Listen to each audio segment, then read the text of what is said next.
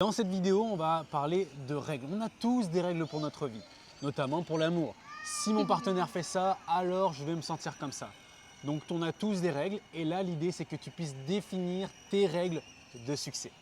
Et des règles qui soient positives, qui soient facilement atteignables ou difficilement atteignables si c'est quelque chose qui est un peu plus négatif. On va t'expliquer. Donc là, tu vas définir des règles par rapport à l'échec, premièrement.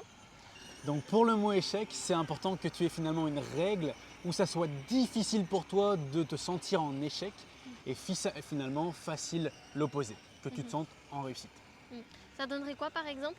Donc pour que je me sente en échec, il faudrait que j'apprenne rien de cette expérience, il faudrait que j'abandonne, il faudrait que je n'ai pas donné le meilleur de moi-même.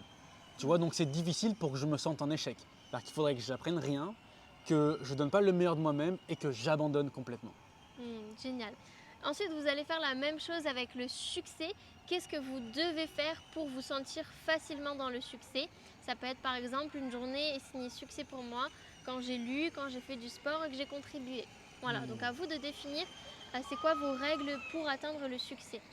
La même chose pour le rejet. Là, le rejet, toujours à chaque fois que c'est un mot négatif, faites en sorte que vos règles soient super difficiles à atteindre. Donc pour le rejet, qu'est-ce qu'il faudrait qui se passe dans ta vie pour que tu te sentes rejeté?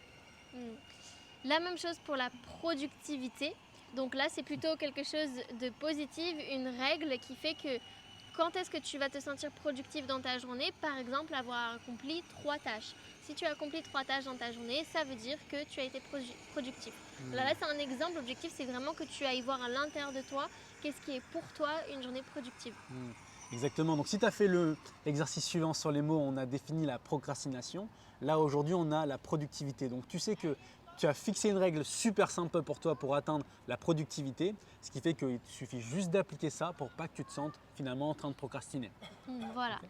On pense que tu as compris le processus. Ouais. Du coup, tu vas faire la même chose pour l'abondance, la santé, la contribution et la liberté. Est-ce qu'on répète peut-être tous les mots à trouver des règles? Le premier mot, l'échec. Le succès. Le rejet. La productivité. Le fait que tu te sentes abondant ou en abondance. Quelles sont tes règles?